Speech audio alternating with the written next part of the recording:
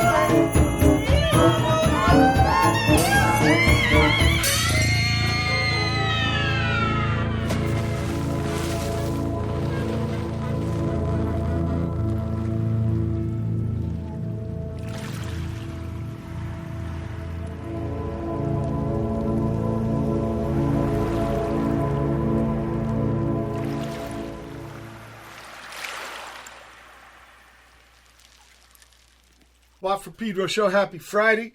I think it's the last day of winter. We start off with Love Thy Neighbor from John Coltrane. And then Matmos with Banquet for King Ludwig, pardon me, the second of Bavaria.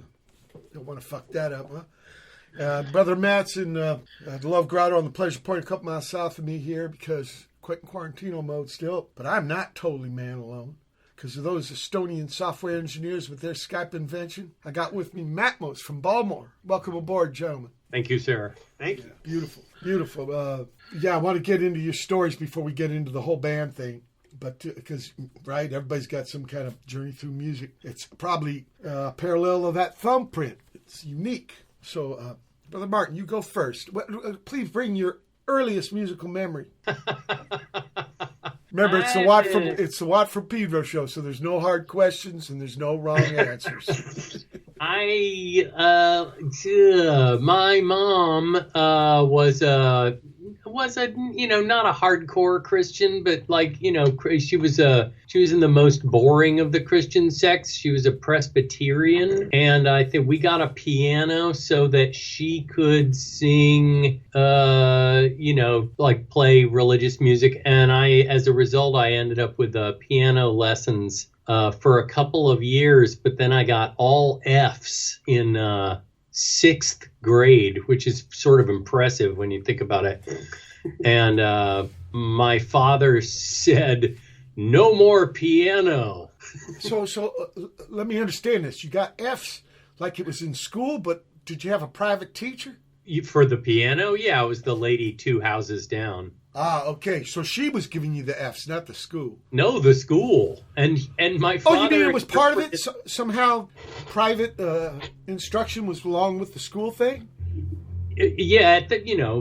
yeah, it was like twice a week I would go down to Mrs. Hooper's house and she would teach me. And somehow my father thought, oh, this piano is distracting him from, my sixth grade education. He was wrong. I didn't ever do any better at school, but I also didn't get any better at piano.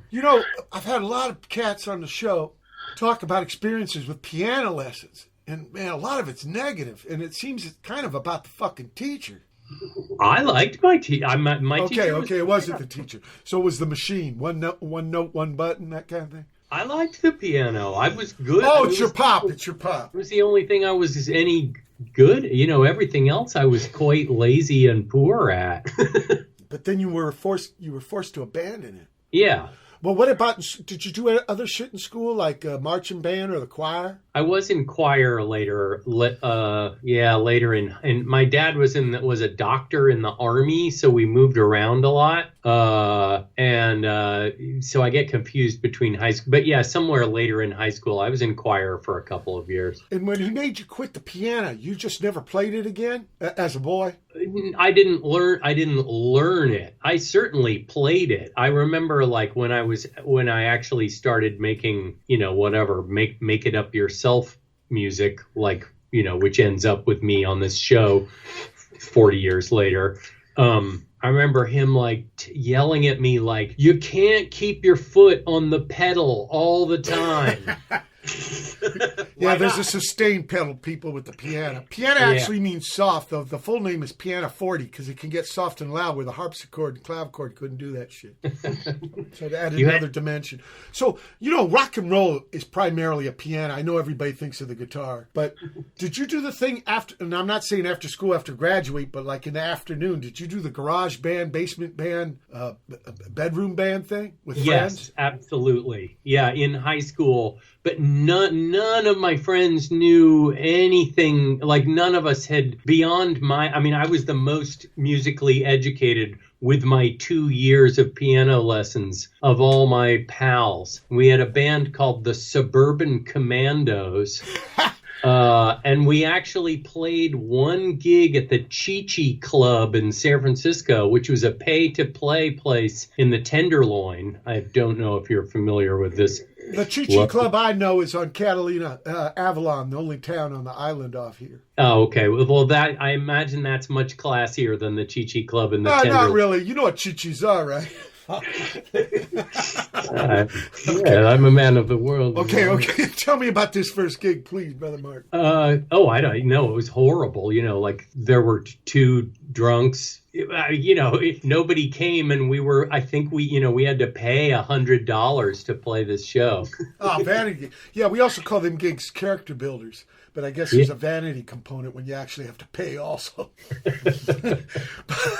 But I'm interested in the material. Were you guys playing original stuff, or were you copying off records? Terrible. No, it was all. It was. I don't know if the word original really. If this music deserves even the word yeah, we were making shit up.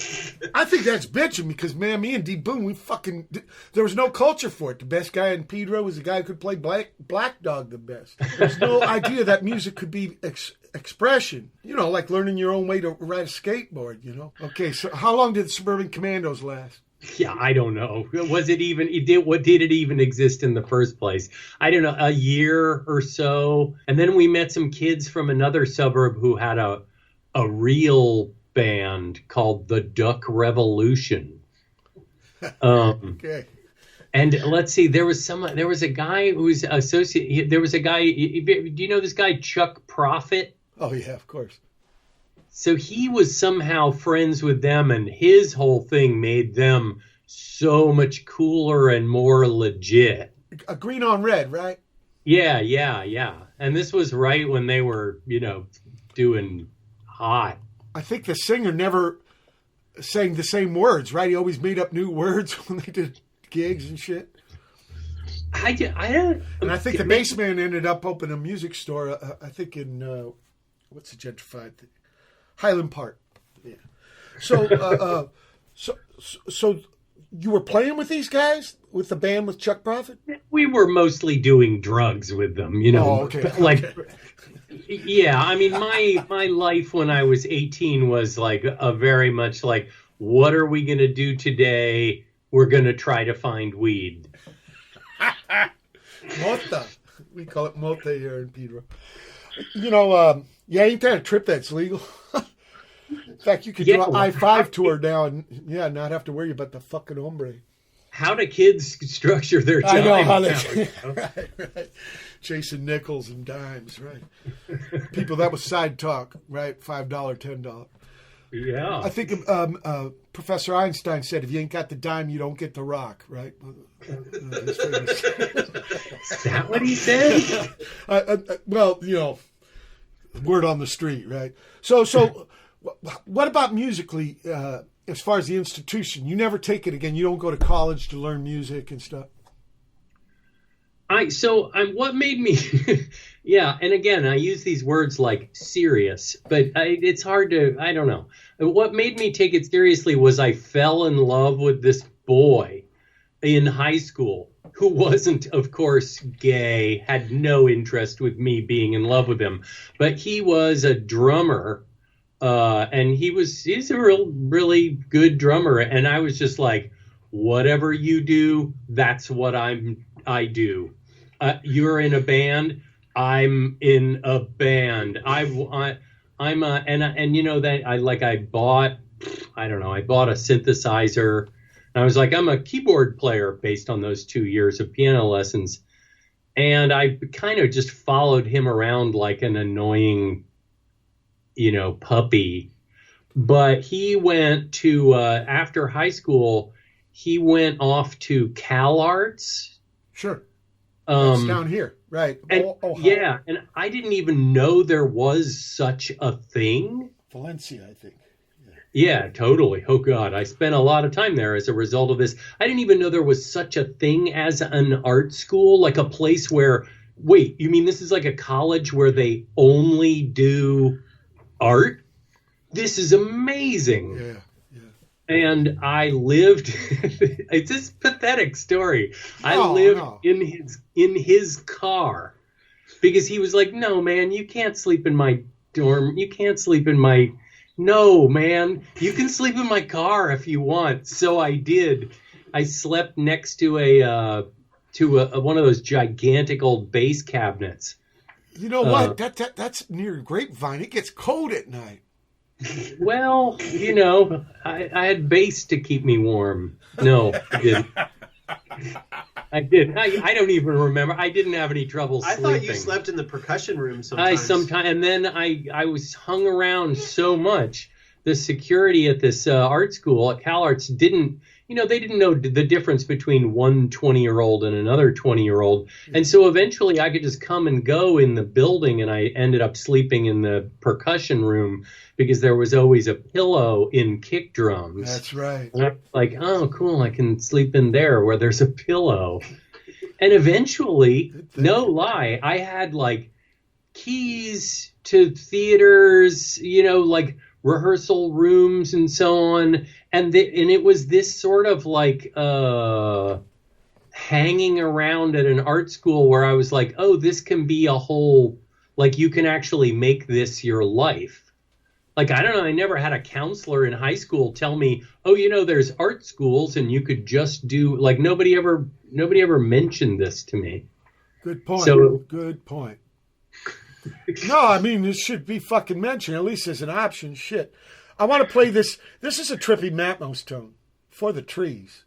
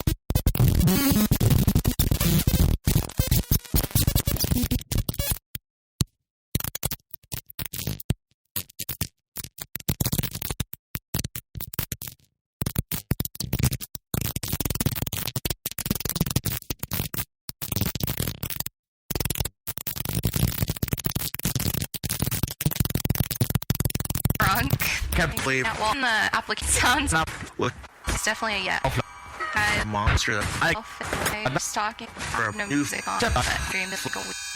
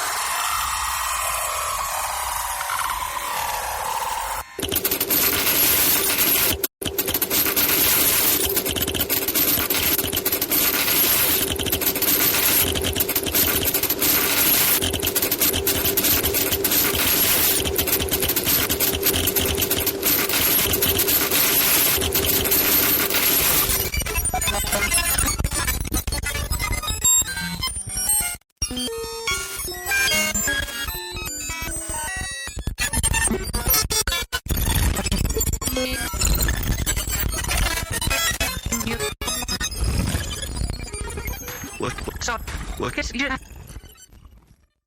talk on talk is talk is talk last talk is talk is talk is talking.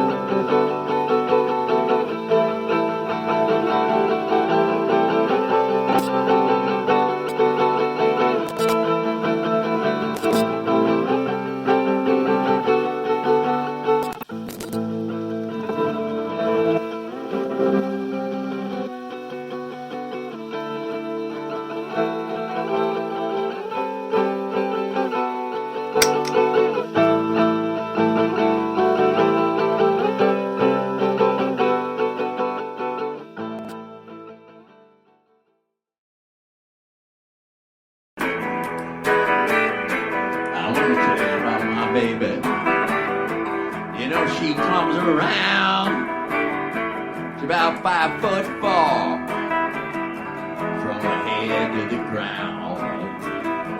You know, she come around here at just about midnight. She made me feel so good, Lord. You know, she made me feel alright. And her name is G-L-O-R-I-I-I-I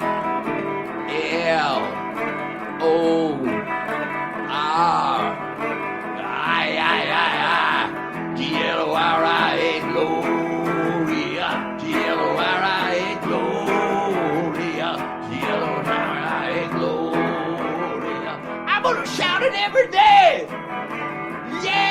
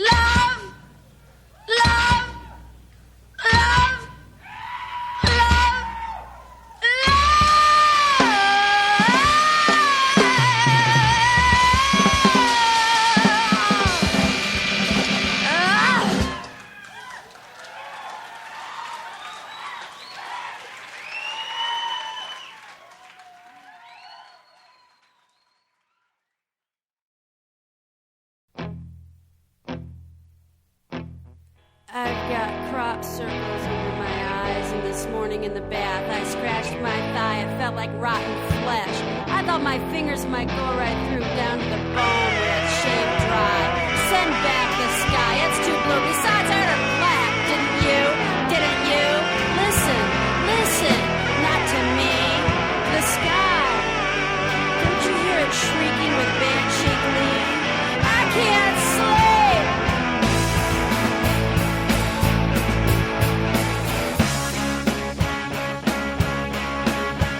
We were watching Rawhide at midnight, and then all of a sudden I saw these strange tail lights in the sky. It was our abduction ordeal, our compunction to kneel, but somehow we ran through the field and we never looked back, we never looked back. And then this one time I was in a way station full of silver trains, and inside it was like white walls and brown reclining chairs, so you don't fall out because you fall right out because the drink that they give you, it turns from orange to green and it's square and then it's round and it makes you trip and it makes you see things. It makes you see things like tomorrow. And then only they are real. You aren't even real anymore. And only the aliens are real then. And then you aren't even real anymore. And only they are real and only you aren't even real anymore. And then this one time I saw a black cat on my windowsill and then I saw this light on the hill. And then I saw this tiny black dot in the sky blue. It was so far away, but it came down so fast. And it chased me and it chased you and we ran through the field and we never looked back. We never looked back. We never looked back. We never looked back. But now I never question frozen dreams of stringy strands and strange footprints in my bathtub. I'm not so scared of aliens anymore. I know why the plants get broken. I know it's nightclub hands. It's men that go bump in the night. There's the mystery of your missing kind. They're the aliens. They're the ones that do all the real abducting.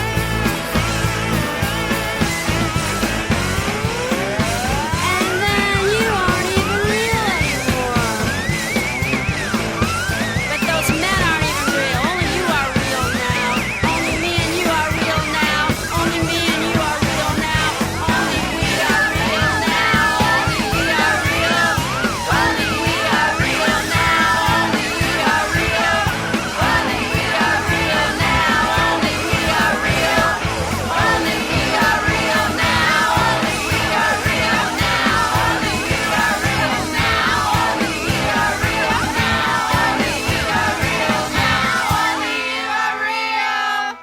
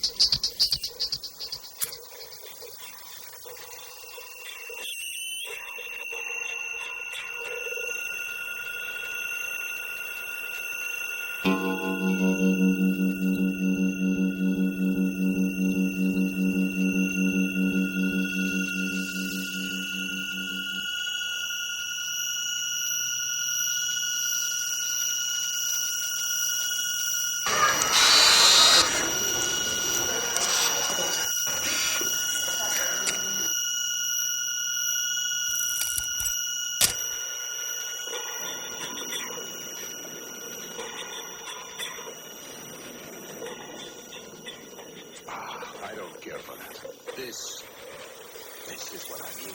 This.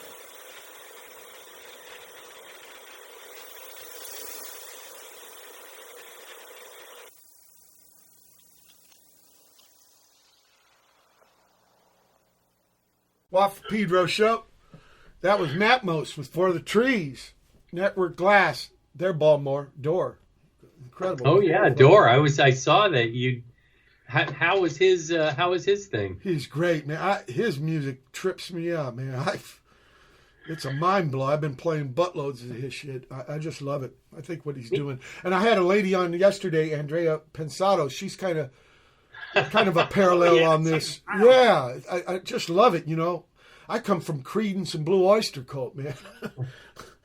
You know, the first gig I saw was T-Rex, and I like that, but I like this stuff too. And then we had Tobacco. Mr. Tom's got a new album out in Pittsburgh. Under the Shit Bridge is this tune. Hands Rotten from Switzerland. Delay Me. Ig and Thirst doing a version of Gloria at Ig's Pad like 5 years ago. No Mercy. Remember them? They're a great band from the city. Wicked Sister. And Red Ants with Exene. God, they got her real spelling. Cervenkova. Not Cervenka. With Alien Song. And finally, Matmos with Despite Its Aesthetic Advances. So, can we hop on over to Brother Drew? And of course. Get his Hello. We'll be back with you. Don't worry. So, of course. Brother Drew, your earliest musical memory, please. It was probably growing up in Louisville, Kentucky. Every summer there would be like a bluegrass festival down by the river. And, you know, there'd be like these river boats like the Belle of Louisville. And, you know, so it's just people picking banjos and playing really fast. And I just remember loving the music, and I loved the way the music sounded on kind of crappy speakers in a big concrete open air space.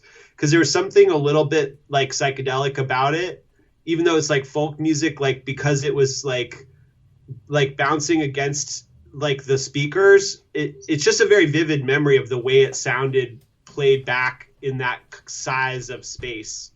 Yeah, I can see that or hear that, feel that. The pad you grew up in, was there musical instruments? No, you know, we were people that had a lot of records, and I would watch my parents play records and kind of see them use music to set the scene or to kind of I have a very vivid memory of watching my mother and my stepfather dancing to Gladys Knight and the Pips record, that album with Midnight Train to Georgia. You know, it's called I Got to Use My Imagination. So certain records would just get played over and over and over, but no instruments. No, it was not a space where I felt like, oh, you're supposed to be a musician yourself. Yeah. That wasn't my path. Well, what about the school thing? Were you in the choir, the marching band, or shit like that? Yeah, I was in chorus, and honestly, the way I got into music was kind of weird. Like, I was a words and images kid. I was really into reading and drawing pictures when I was little. And then when I got into punk rock around 14, 15 years old, I started to make collages and like cut things up with scissors and tape. But I was starting to read William S. Burroughs, and then he described like cutting things up with tape recorders. So I started to borrow tape recorders from my mom's school. She worked at a school for the deaf. And I would get a couple tape recorders and make little pause button edits of records. So I never really started with music like playing an instrument, like just sitting at a piano or playing a guitar. I started with like a pause button. Like that was kind of my approach to music, was to like make weird edits of first like kids records. And then I started to sing and chant stuff and like record my own voice and edit that. I don't know. Well, so it was like a man alone or child alone in his own chamber. You weren't collaborating with anyone. No. I was doing a zine and I was going to punk shows, but I wasn't in bands. And then a little bit similar to Martin, I totally fell in love with a friend in the scene. This guy, John Cook, who was playing bass for bands And then he knew that I liked noise music and that I was doing these tape collages. And he was like, hey, why don't you bang on scrap metal in our band? And so I joined a band called Cerebellum in Louisville, Kentucky in the 80s, late 80s. This would be like 88, 87. Yeah, and it was definitely like a huge life changer to suddenly imagine that I was a musician. And I remember him saying like I said, oh, I can't play music. I don't know how. He's like, well, you can dance. If you can dance, you can play music. And that was such a weird thing to say, but it's a great point. You know? A great point, because I think dancing has actually led to the first instrument, which is the drum. It's the feet on the earth. Uh-huh. Yeah, so I don't think he was that off the mark. What was your first Cerebellum gig like? Let's see, there was, I'm trying to remember the very first that I played in. Yeah, that's the one I mean. I think, yeah, what happened was Soulside came down and played, and they did this thing where they were banging on metal, and we got kind of inspired by it, and they asked me to do it too. And I'm pretty sure we played at a bar called Tooligans in Louisville. And we call it Stooligans. Yeah. I mean, this was a bar where when I was too young to get in, when Die Kreutzen played, I was hanging out by the trash can outside the club trying to listen to Die Kreutzen through the wall because it wasn't an all-ages show, and I loved Die Kreutzen and I wanted to hear them. We opened for Ignition, and that was huge for us. Like, it was such a big deal to have a band from DC come to Louisville and to get to open for them. And I remember I was so unclear about what I was doing. I was smacking these scrap metal objects, and they were bouncing around on the stage, and they were really sharp. Like, the edges were super sharp, and they kept like getting closer to various cables, and then they eventually cut the mic cable. So, you know, it was not perhaps an auspicious debut, but it was extremely heartfelt. I was smacking on this metal. I was trying to be like Einstürzende and Neubauten, I guess, you know? Sure. If I had to summarize, that was no. You know what? Even more, Zev. I don't know if you know that cat, but I saw him almost. Yeah. I saw him almost get killed by his own shit many times because the stuff was swinging on ropes and shit. Look, you know, we lost him a couple of years ago, but he was a beautiful cat, man. I mean, beautiful. Yeah, great records. I love the recordings. I never saw him live, but that's very gigs, by the sword, die by the sword. Yeah. Right. But the gigs were, they were phenomenal. You ever see Crash Worship? That was a nice feeling of risk.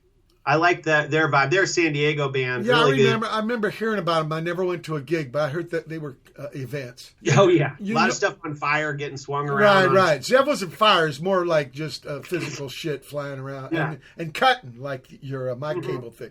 We're at the end of the first hour, March 19, 2021. Dish Watt Pedro Show special guest Matt Mose. Hold tight for hour 2.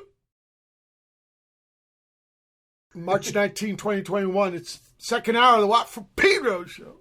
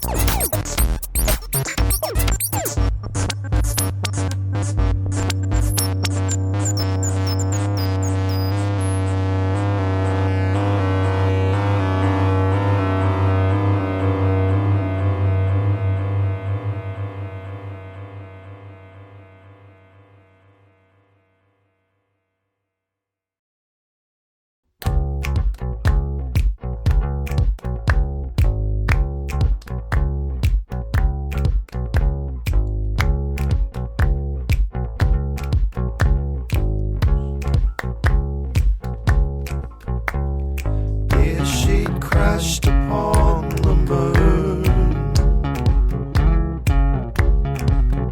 It was neither too late nor too soon. And then we rested. Now there's a concept that I have manifested. We rested. Green mix and grey boy 7 to 10. We're gonna take a walk down to the cells and maybe make some phone calls.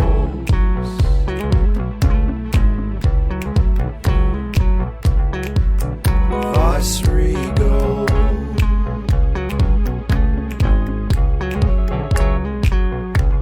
And you must name the form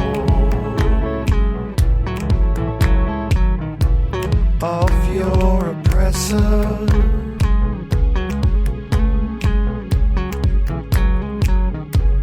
You must identify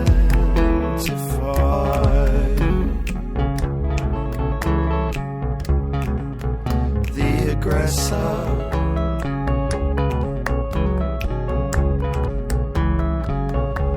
And paint us a vivid canvas.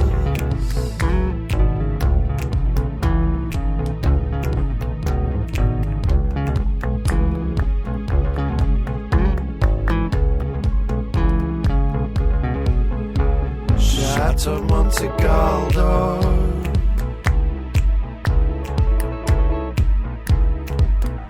In the deep, deep, deep, deep, deep, deep, deep, deep, deep snow.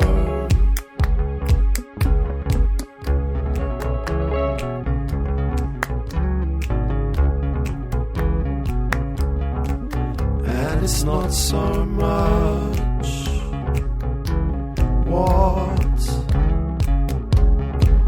but who you know.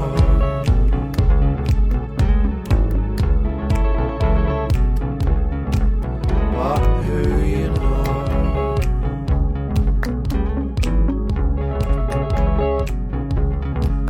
But who you know.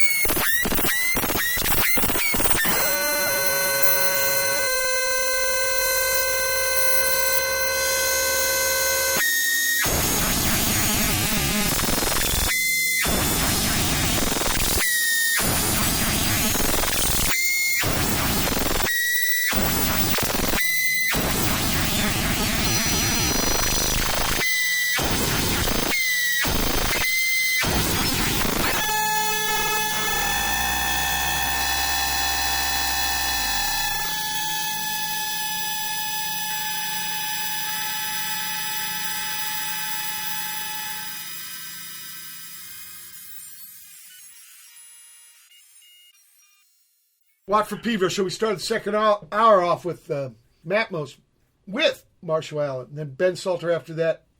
Bear Sheet. Miniature 09 from Gareth Sager of a pop group doing piano here. Clara Rockmore, right, theremin protege with Adagio. Botanist from the city.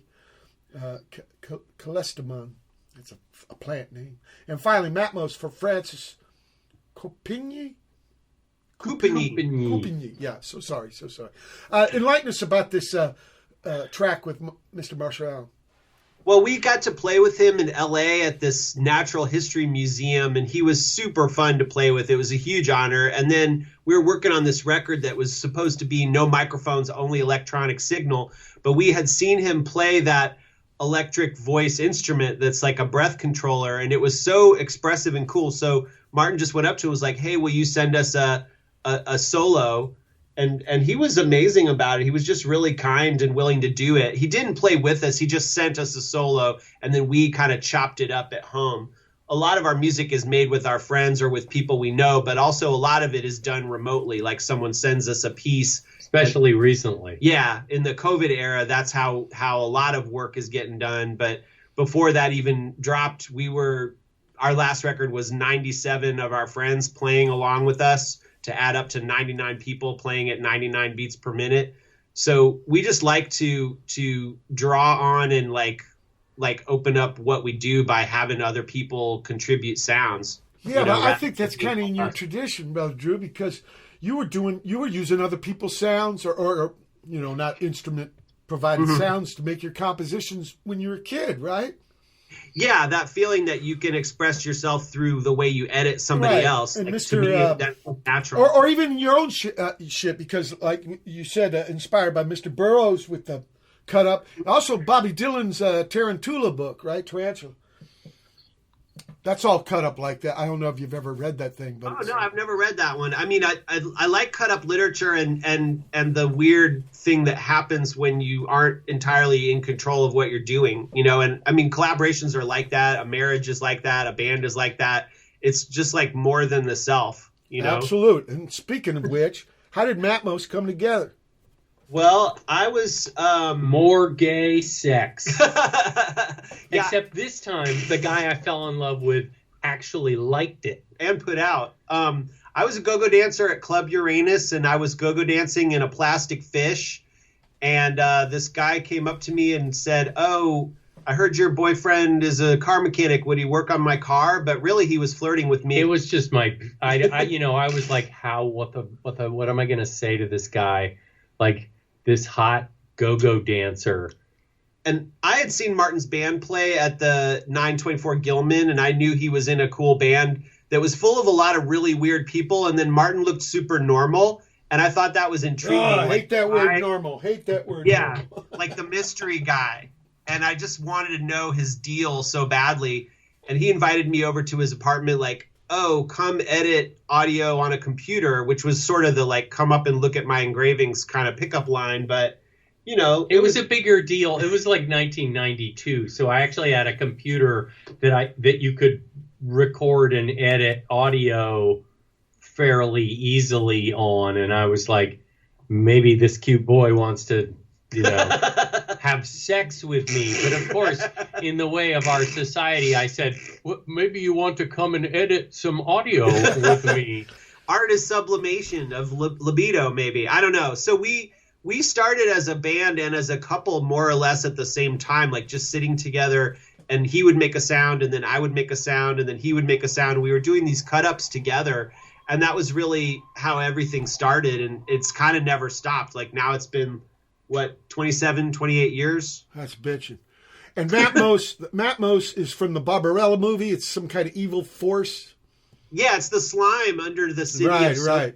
Yeah, and it's really just like what's inside a lava lamp. It means like a liquid goo that keeps flowing and keeps changing and doesn't have a form. Well, I gotta tell you that movie's got a plot that's pretty fucking complicated. Yeah.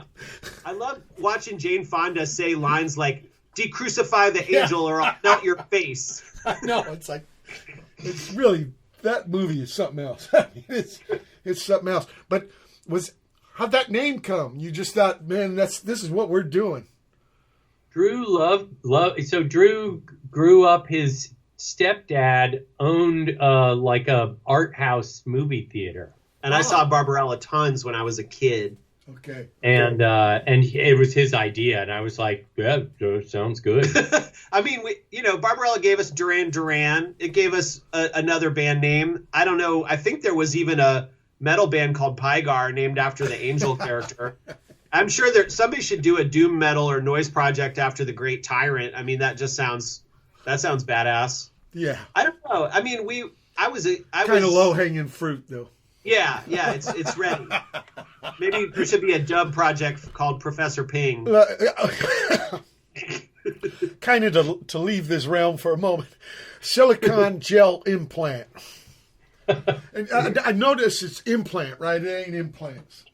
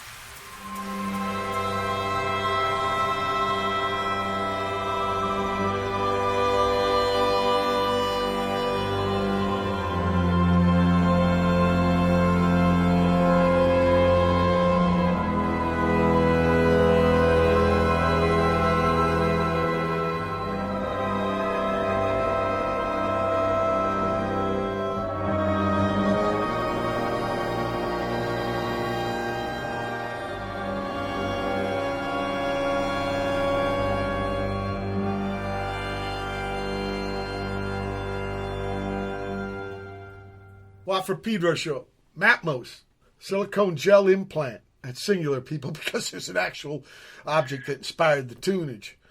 Let's talk about, well, let me say Andrea Pensato after that with alternatives to pervasion. Not the other perv word, right? Matmos with Kronos Quartet. Whoa, yeah, incredible. Solo buttons for Joe Meek, who was an incredible cat and a strange journey he was on.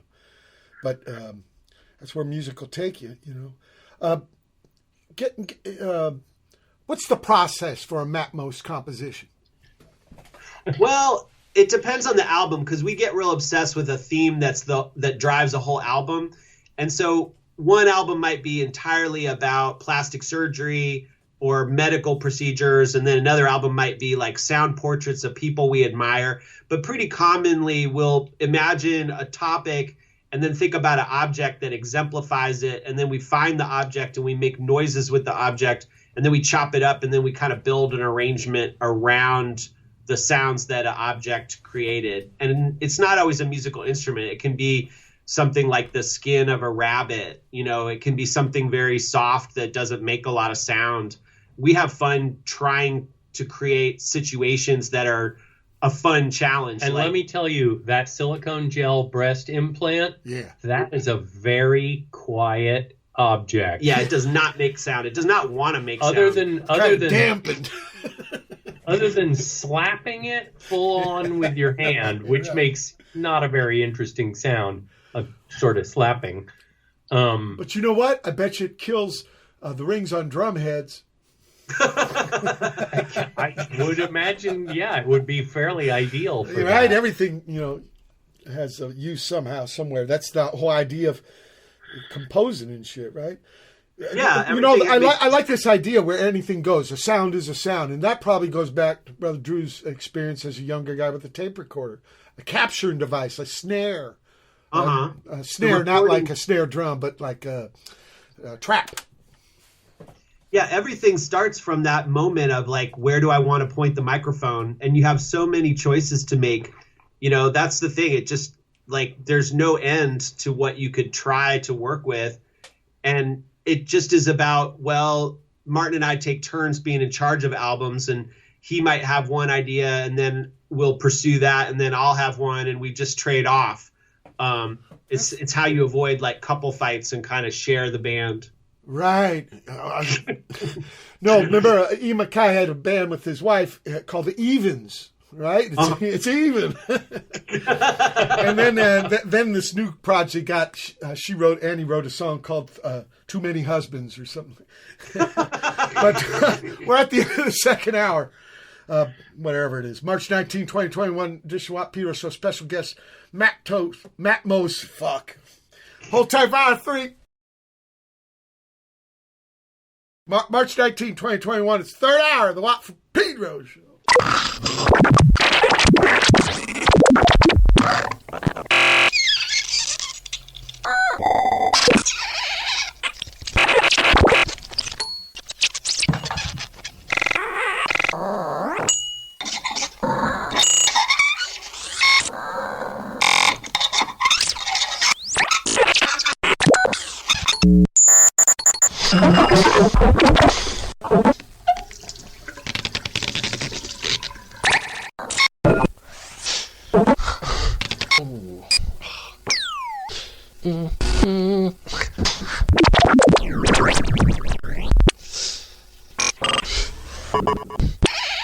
Ow.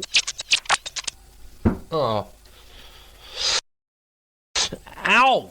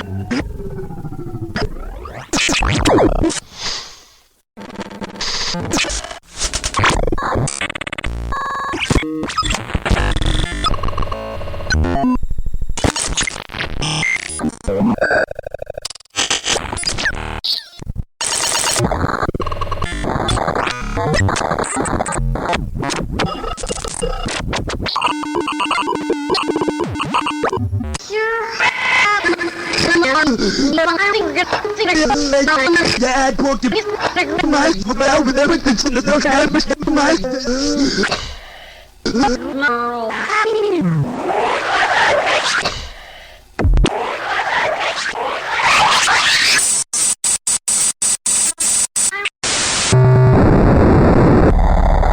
It's had what is this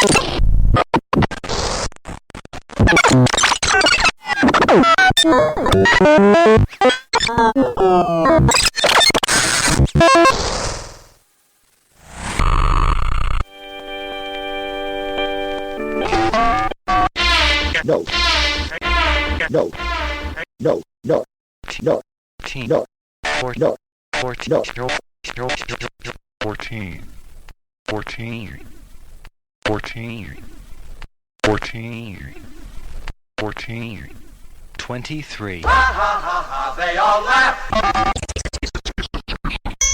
Message kept. Press.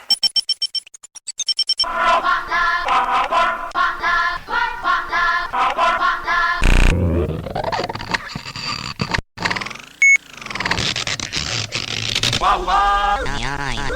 Wow, wow. Wow, wow. Ha ha ha.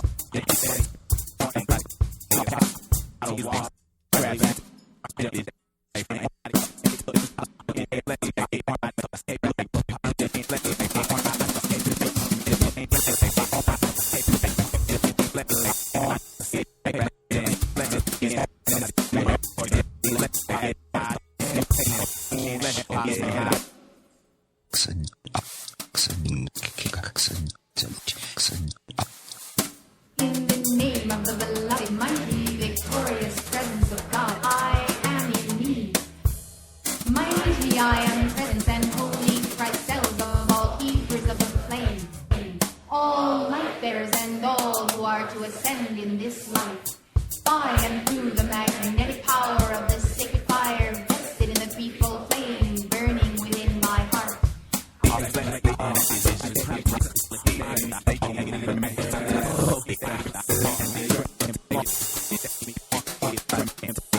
My electronic belt, my heart chakra, and all of my chakras, my entire consciousness beam and burn. Oh, beloved Estrella, may God purity manifest here for all to see. God's divine will shining through, circling sword of brightness, No. D. Luke. M. O. Me. Two.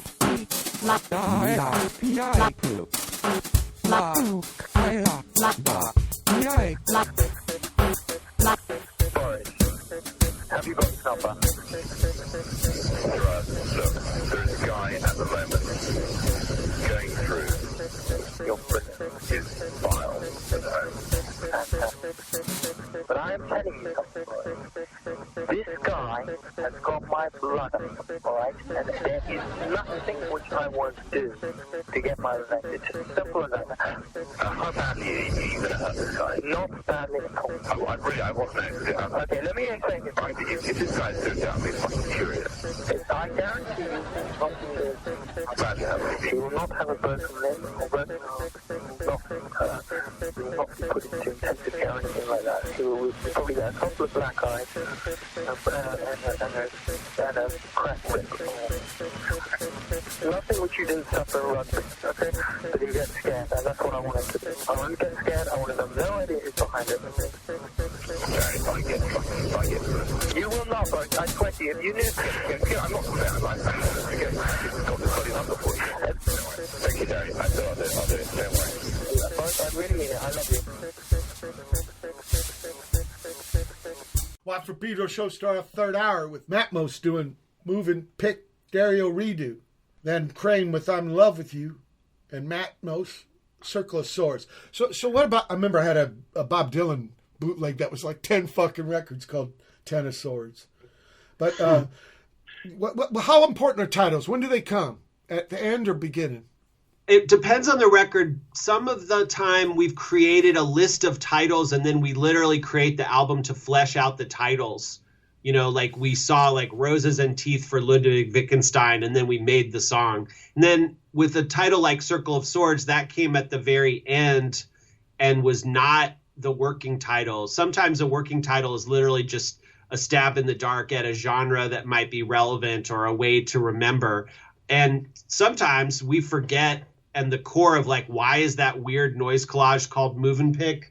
I have no idea. We have no idea. We like to eat. Yeah, when you were reading it, I was like, oh, shit. Well, I asked this because I have to start with the title because it gives me focus. But like hardly anybody on the show does it that way. It's usually at the end, like fucking bass guitar parts. You know, the thing about Matmos is rhythm, man. It's big time, big component. Yeah, I was a go-go dancer, and before that I was a break dancer when I was like 12 years old, when that was like the big trend. I had the cardboard square and the parachute pants and the bandanas, and I was spinning around to Run DMC. Like dancing was really important to me, and thinking about rhythm. I just loved music, and especially listening a lot to hip hop as a kid. The kind of production and the way that rhythm was driving the shape of the music and what people did with their voice, everything about it was super important to me. But I'm not really a drummer, whereas Martin loves to like pick up objects and just drum on them with his hands and fingers, and he does that constantly. In the composing, where does it come in on the composing? Is it at the beginning? You get a groove going and then you put in the sounds? Well, we more sort of make grooves out of the sound. So when you know like I'll play this like aluminum can here, yeah. And so as if I made a little recording of that thing, I'd go, oh, there were that like of crushing the can, and then the dut, and then already it suggests that first little recording will suggest little riffs. Absolutely. Yeah, I see. And then you start looping those. So hopefully the object sort of suggests a thing that you can build off of immediately. Yeah, like once I was at the dentist and I was hearing this incredible rhythm that was so funky and weird, and the way it kept slipping timing was so slinky. And I was like, what is this music you're listening to? This is so cool. And they're like, what music? What are you talking about? I was like, that. Listen to what that is. And it was a tile of the ceiling where the air conditioning was making the ceiling tile like vibrate in this weird pattern. Resonate, yeah. Yeah. And so you're saying that these whatever the motif is, it becomes like little tent stakes for you to build your tune with. Yeah. It starts from that. Like we don't start from like, oh, there's a grid and everything has to make sense on that grid. We would start absolutely an event in the world. And then it's organic, you coming from the dancing thing, and then, the way you guys met, You know, he's attracted to dance. I mean, to me, it makes, people ask me about the old days, and I say it was about people. I think the new days is about people, too. It's always going to be about people. Even though it gets expressed artistically as music, but like with you guys, it's still about the people. And that's what really gives it a fucking, I don't know, a feel for me that I can connect with. You got a tune here called Boom Chicka, and if this ain't percussive derived.